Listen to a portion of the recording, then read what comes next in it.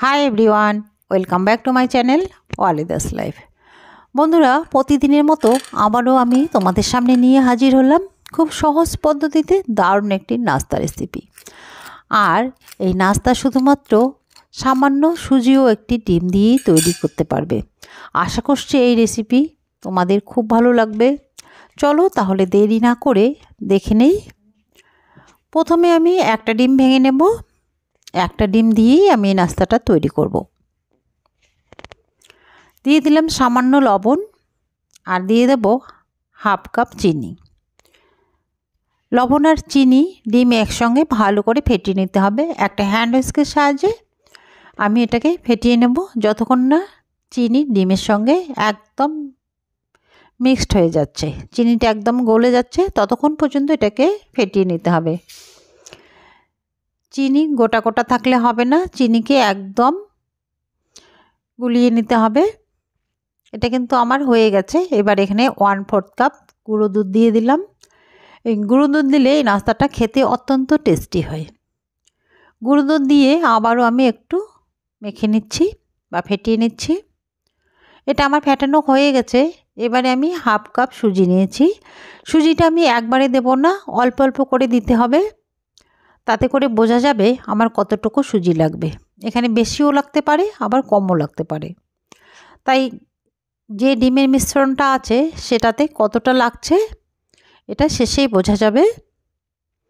Half cup সুজি আমার কিন্তু দেওয়া হয়ে গেল। যদি নরম থাকে তাহলে কিন্তু আরও একটু দিতে হবে। দেখি কিন্তু মনে হচ্ছে এটা নরম আছে, তাই আমি আরও কিছু সুজি এখানে অ্যাড করব।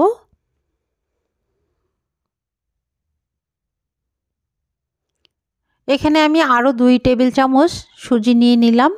এটাও একটু একটু করে দিয়ে দিচ্ছি।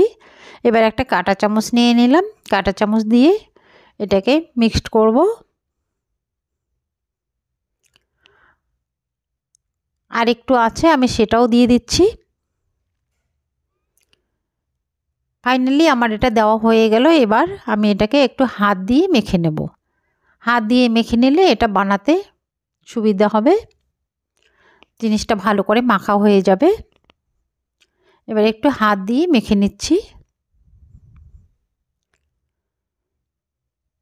এই অবস্থায় এই মিশ্রণটা একটু আঠালো থাকে, পরে কিন্তু এর আঠাটা কমে যায়। যেহেতু চিনি আর ডিম দেওয়া আছে একটু আঠালো হবে। এবার এটাকে ঢেকে 15 মিনিটের জন্য রেস্টে রেখে দেব, তাতে করে সুজিটা একটু ফুলে ফেঁপে উঠবে। আমি 15 মিনিট পর চলে আসলাম। ফাইনালি আমি নাস্তাটা তৈরি করব। এবারে হাতের মধ্যে ঘি মেখে নিলাম। এভাবে গোল গোল শেপ করে আমি একটু চ্যাপ্টা করে বানিয়ে নেব। এভাবে দেখতেই পাচ্ছ তোমরা কিভাবে বানিয়ে নিচ্ছি। শেপটা নিজের পছন্দ মতো দিতে পারবে। একে একে সবগুলো আমি বানিয়ে নিচ্ছি। আশা করছি এই রেসিপি তোমাদের খুব ভালো লাগবে। ভালো লাগলে একটা লাইক দিয়ে কমেন্টে জানাবে কেমন লাগলো। আর যদি তোমরা নিজেরা তৈরি করো কমেন্টে জানাবে। আর বন্ধু আত্মীয়ের মধ্যে শেয়ার করে দেবে। একে একে আমার সবগুলো বানানো হয়ে গেল। এবার একটা কড়াইতে তেল দিয়ে দিয়েছি। তেলটা গরম হয়ে গেছে। মিডিয়াম ফ্লেমে কিন্তু গরম করে নিয়েছি, হাই হিট করিনি। একে একে আমি এটা ভেজে নেব। যদি একবারে না হয় তাহলে কিন্তু দুবারে ভাজতে হবে।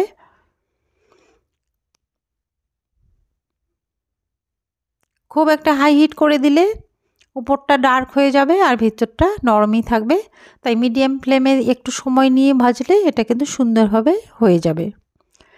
দেখতেই পাচ্ছ তোমরা নিচটা সুন্দর একটা কালার চলে এসেছে। তারপরে আমি এটাকে উল্টিয়ে দিচ্ছি। কালারটা দেখে কতটা লোভনীয় লাগছে। এভাবে ওটা উল্টিয়ে পাল্টিয়ে ভাজতে হবে। বন্ধুরা, আমার চ্যানেলে যদি তোমরা নতুন হয়ে থাকো একটা সাবস্ক্রাইব করার অনুরোধ থাকলো। সাবস্ক্রাইব করে পাশে থাকা বেল নোটিফিকেশনটি অল করে রাখবে, যাতে করে আমি ভিডিও আপলোড করলে সর্বপ্রথম তোমাদের কাছে পৌঁছে যায়। এবার কিন্তু আমার এগুলো ভাজা হয়ে গেল। তেলটা ঝরিয়ে আমি উঠিয়ে নিচ্ছি। আর কালারটা দেখে তোমরা বুঝতে পারছো কতটা লোভনীয় হয়েছে। আর এটা দেখতে যতটা সুন্দর, খেতে কিন্তু অত্যন্ত টেস্টি। আর এটা সংরক্ষণ করে তোমরা খেতে পারবে বিস্কিটের মতো। এটা নামিয়ে নিলাম একটা প্লেটে। এটা কিন্তু সুন্দর উপর থেকে ফেটে ফেটেও গেছে। এবার এটাকে একটা প্লেটে সার্ভ করে দিচ্ছি। আর এটার একটা শব্দ আমি শুনিয়ে দিচ্ছি কতটা ক্রিস্পি। আর একটা ভেঙে দেখাচ্ছি ভিতরে কতটা সফট, কতটা পারফেক্টভাবে হয়ে গেছে। দেখেই বুঝতে পারছো বিস্কিটটা ভিতরে কতটা সুন্দর। আজ এ পর্যন্তই, দেখা হবে পরে আরেকটি নতুন রেসিপিতে। ততক্ষণ পর্যন্ত তোমরা ভালো থাকবে, সুস্থ থাকবে। আর ফেসবুক থেকে দেখলে পেজটা ফলো করে রাখবে। ধন্যবাদ।